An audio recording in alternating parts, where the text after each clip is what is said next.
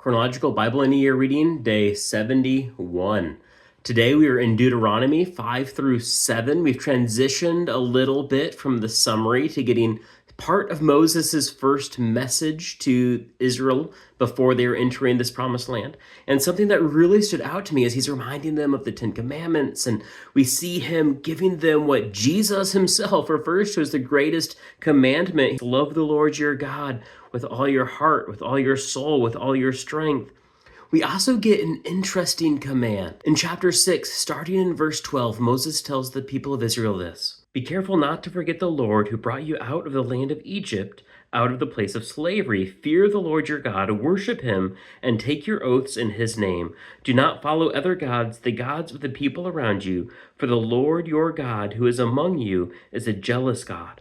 In other words, the Lord your God will become angry with you and obliterate you from the face of the earth." Not a warning to be taken lightly. But we've already seen that they have a bit of a track record of turning their back on God and turning aside to the gods of the people around them. And it's easy to practice what C.S. Lewis and others have termed chronological snobbery, to look back at them and be like, those foolish people of old. But how easily do we do the same?